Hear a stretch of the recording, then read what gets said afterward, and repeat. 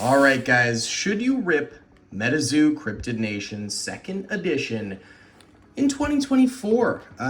Honestly, this is a good question. I think, yeah, I think there's pretty much no risk. I'm not even worried about the box.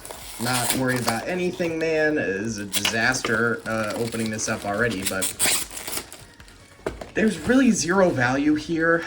These, when they first came out, I think they MSRP'd for like 60 bucks, something like that. You can now find these on eBay for $20. Yes, sir, 20 bones is all it takes to open up Cryptid Nation second edition. First edition goes for like a tiny bit more. I'd like to say, oh, dropped a few bags, let me grab them. Other sets, UFO, native, etc., also go for extraordinarily cheap.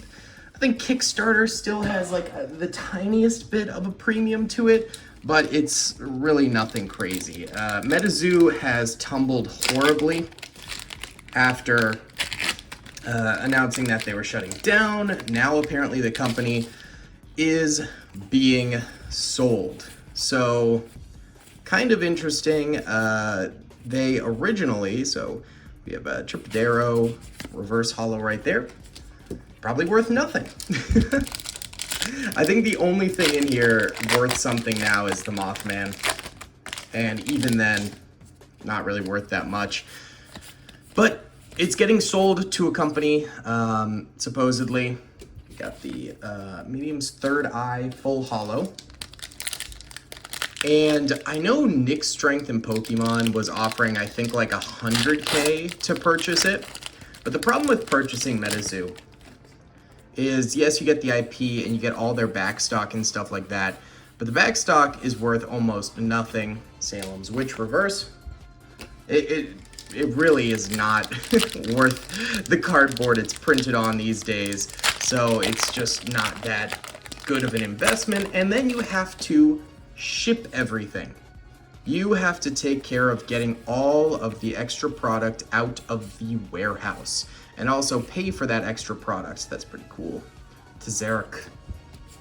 To get it out of the warehouse. And I'm pretty sure most of it is kind of like junk. It's just junk cards. It's not like Kickstarter stuff. It's not cool one-of-ones or anything like that. It's just a whole boatload of second edition and other crap and stuff like that. So MetaZoo dropped the ball so bad. Metal Man of Alabama, I always really liked that card. And I'm very glad I got out of MetaZoo when I did. I had been thinking about selling for a while, ever since they started doing NFTs, because originally I actually really liked MetaZoo. I've always been into cryptids. Ooh, Bigfoot, nice. It's always been one of my favorite cards. I've always been big into cryptids. Always really enjoyed researching them and learning about them, watching videos about them, listening to podcasts about them. So this was definitely one of my favorite properties to learn about and to collect cards from. However, that kind of changed when I realized the company behind them was pretty much taking every single bad faith route towards the customer. NFTs, really bad prices on some exclusive stuff that should have been a lot cheaper. It just felt like they were selling out so hard, so fast. And that's what I thought about selling. If you've been watching this channel, you'd know I ended up selling non-hollow version, reverse hollow version, way later than that, just because I was lazy. I honestly didn't think the company would shut down when it did, or else I would have sold sooner, but I was just being lazy, so I sold pretty much right. Oh, hey, Chaos Crystal, this used to be considered like, oh, this was going to be the Black Lotus of MetaZoo. That didn't happen. But essentially sold right when they announced that they were shutting down. And I'm glad I did, because prices have continued to tumble. There was kind of a mad dash of collectors to buy up all this rare stuff that was hitting the market. And that really spurred me to sell then, because honestly, I just wanted to get rid of it and didn't want to be caught holding the bag too much. So I sold pretty much everything, except I kept a couple of cheap boxes of second edition and, you know, UFO and native and stuff like that. First to open on the channel, just because it's not really worth much and it's kind of fun to open. I did sell a PSA 10 Kickstarter Mothman, full hollow, which at once upon a time was worth $12,000. I sold mine. You can watch the breakdown video of everything I made on METAZOO, but yeah, sold mine for a lot less than that. It is what it is, my dude. It is what it is. I can't really do much about that now, but live and learn. I didn't invest too much into METAZOO, so I'm not super butthurt about it or anything like that. However, there is news that METAZOO is going to be getting purchased, which is pretty interesting. I don't want to get my hopes up, but I hope whoever purchases the METAZOO IP actually goes back to the roots of METAZOO and goes with simplicity, releasing very, cool stuff, not crazy print runs or anything like that, no NFTs, no crap like that, just building the fan base. I think METAZOO had too many projects going on, to be completely honest with you. Black Hole Shard is really cool. I mean, they should have just stuck to cards and the comics, but they were working on some crappy game, they were working on books, they were working on TV shows, all sorts of stuff that almost none of it ended up getting made. There's a Mothman, it is reverse hollow. Almost none of it ended up getting made, obviously. And I think that was a mistake. They were just spending money, and I think also a lot of mismanagement, a lot of money that's kind of like, what happened to that? So it's just a damn shame. It really, really is. Why don't we do the box topper real quick? It should be in this pile of cards somewhere. There it is. All right, so the box topper actually probably contains potentially the most expensive card if you get the blue ink. The blue ink. The red ink was in the first edition, I believe. Blue ink is in the second edition and it is still worth, I believe, like $800 to $1,000. But we don't get it. Instead, we get ground. All right, not bad. Take it. We really just want Mothman, full hollow. So yeah, I mean, technically, if you are into cryptids, you know, you like the cards, you like learning about cryptids and stuff like that, and you don't care about value, you just want to collect the cards, this is the best time to do it. And ripping these, oh, Death Beam, that was one of the, they didn't call it the Power 9, they called it like the Obnoxious 9 or something like that. That used to be worth a lot, and I had a Kickstarter version of it.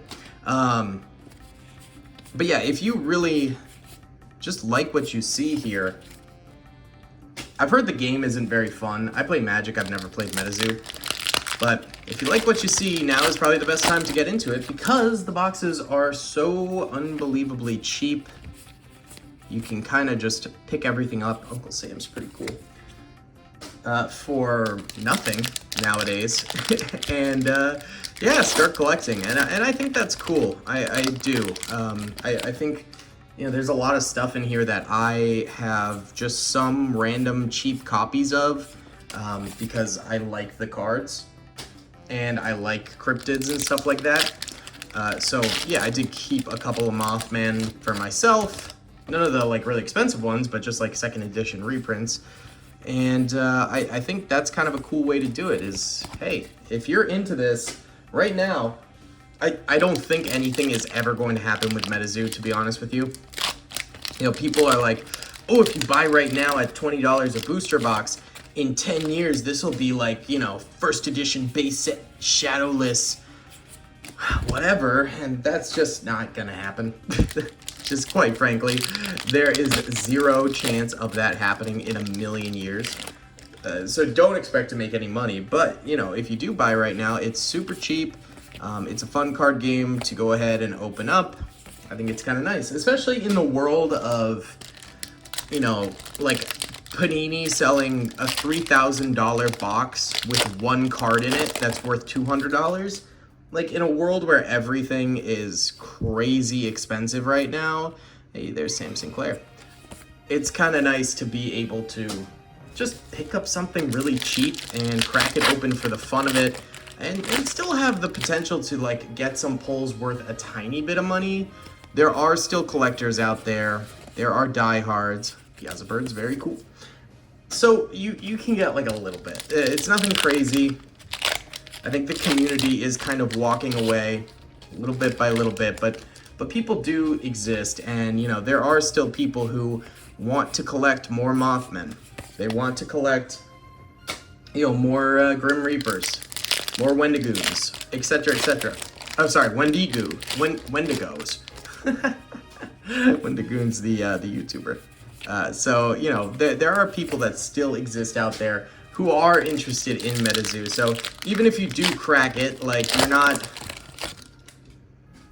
just gonna be able to have to recycle the cards. Oh my God, how many Desirooks have we gotten? Jeez. You can always find someone to buy them from you. You know, there's still sales on eBay regularly. It's just the fact that the card game has essentially died, but it's still fun.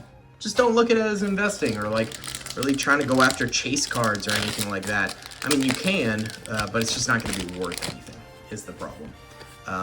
So there's that. All right, Fresno Nightcrawlers. We have 2 more packs. One is on the ground because it fell off the table.